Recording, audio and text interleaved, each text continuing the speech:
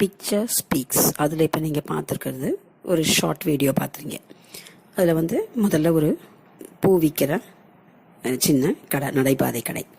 அப்புறம் ஒரு வயதான முதியவர்கள், அவர்கள் வந்து நிறைய கிளிப்ஸு, வீட்டுக்கு நம்ம யூஸ் பண்ணுற ஃபில்டர்ஸ், அப்புறம் லஞ்ச் டவல்ஸ் மாதிரி, அதுக்கப்புறம் சின்ன சின்ன பிளாஸ்டிக் டப்பா, அது உள்ள சிலது வந்து ஊசிகள் போட்டு ஒரு டப்பா, இதெல்லாம். அப்புறம் சில காய்கறிகள், இதையெல்லாம் பார்த்தோம். எதுக்கு இது அப்படின்னா, நம்ம வந்து எப்போவுமே என்ன நினைக்கிறோம், ஷாப்பிங் அப்படின்னாலே we wanted to go for a big mall. இதே இந்த காய்கறிகள் ஒரு கவரில் போட்டு வைக்கிறத வச்சு நம்ம போய் வாங்குவோம். சிலது இன்னும் கேட்டால் சில பேர் கட் பண்ணி கொடுக்குற கடைகளும் இருக்குது இப்போல்லாம்.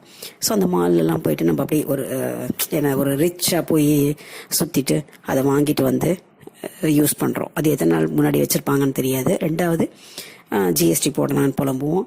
அப்புறம் வந்து காசு கொஞ்சம் அதிகமாக இருந்தாலும் கவலைப்பட மாட்டோம். அப்படியே சொல்கிற காசை பில் பே பண்ணிவிட்டு ஒரு வண்டி ஒன்று தள்ளிக்கிட்டு போய் அதெல்லாம் தூக்கி போட்டு வாங்கிட்டு வருவோம்.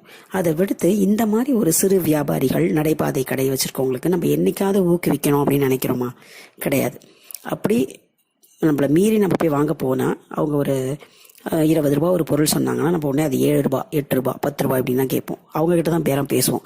ஆனால் பெரிய கடைகளில் போய் நம்ம வந்து நம்மளே திங்ஸை தூக்கி போட்டுக்கிட்டு வண்டியும் தள்ளிக்கிட்டு பில்லில் வந்து ஒரு வாயும் திறக்காமல் பே பண்ணிட்டு வரோம் இல்லையா? இதை நம்ம ரொம்ப சிந்திச்சு பார்க்கணும்ல. இவங்க வந்து எதற்காக அந்த வியாபாரத்தை நடைபாதை கடையில், நான் வந்து நடைபாதை கடை வேணுமா வேணாமா, இவங்க டிஸ்டர்பன்ஸ் இல்லையா, அதை பற்றிலாம் நம்ம பேசலை. பட் இவங்க வைக்கிறது எதுக்காக? தன்னுடைய வாழ்வாதாரத்திற்காக மட்டும்தான். அதுவும் இன்னும் ஒரு கடைசி கிளிப் பார்த்துருப்பீங்க. ஒரு 2 குழந்தைகள் ஓடி விளையாட வேண்டிய பருவத்தில் இருக்கிற 2 குழந்தைகள் முந்திரி பழம் வச்சுக்கிட்டு அந்த வெயிலில் ஒரு கொடைக்கு கீழே உட்காந்து விற்கிறாங்க. ஒன்று, அவர்கள் தந்தை வந்து சரியில்லாமல் இருக்கலாம், இல்லை தந்தை இல்லாமல் இருக்கலாம், இல்லை தாய் தந்தை இருந்து வறுமையின் பிடியில் இருக்கலாம். அதையெல்லாம் போக்குறதுக்கு தன்னுடைய படிப்புக்காகவோ இல்லை தாங்க நோட்டு புஸ்தகம் வாங்குறதுக்காகவோ ஏதோ ஒன்றுத்துக்காக தான் அந்த குழந்தைகளும் அந்த வெயிலில், வேகாத வெயிலில் உட்காந்து வாங்குறாங்க இல்லையா? ஸோ இந்த மாதிரி கடைகளில் நம்ம கொஞ்சம் என்கரேஜ் பண்ணணும் அவங்களுக்கு. அவங்க வந்து பெரிய மாடி மாளிகை, பங்களா, காரு இதெல்லாம் வாங்கணும்னு வரல. தங்களுடைய வாழ்வாதாரம், அன்றைய தேவை.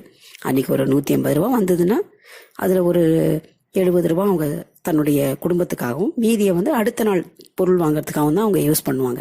ஸோ இந்த மாதிரி வியாபாரிகளை தயவு செஞ்சு ஊக்குவிக்கணும் அப்படிங்கிறது தான். அதுவும் நம்ம வந்து பூ வாங்கும் பொழுது, நான்லாம் சின்ன குழந்தையில இருக்கும்போது எங்கள் அம்மாலாம் சொல்லுவாங்க, பூ வாங்கும் பொழுது நம்ம வந்து பேரம் பேசக்கூடாது.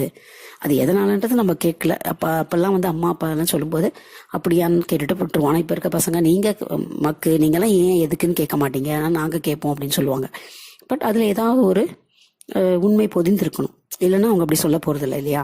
ஸோ அந்த பூவை வந்து நம்ம என்ன பண்ணுவோம், ஒரு முழம் 50 ரூபா அப்படின்னா கொஞ்சம் பேரம் பேசுவோம். 20 ரூபாய்க்கு கொடுக்குறீங்களா, 25 ரூபாய்க்கு கொடுக்குறீங்களா?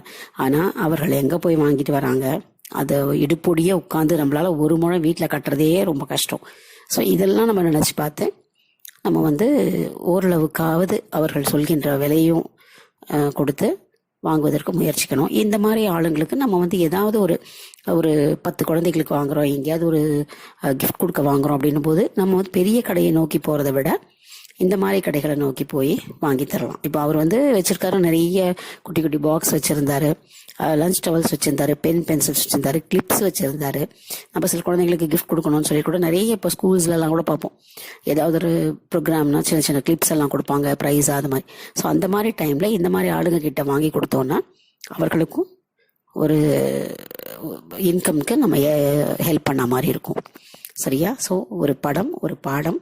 அதில் நம்ம இன்னைக்கு பார்த்தது குறு வியாபாரிகள், மிகச்சிறிய வியாபாரிகள், அந்த பிளாட்ஃபார்ம்ல வச்சிருக்க வியாபாரிகளை ஊக்குவித்து அவர்களுக்காக ஒரு சின்ன உதவியை செய்து அவர்கள் வாழ்வாதாரத்திற்கு நம்மளால் முடிந்த ஒரு சிறிய உதவி செய்யணும் அப்படிங்கிறது தான்.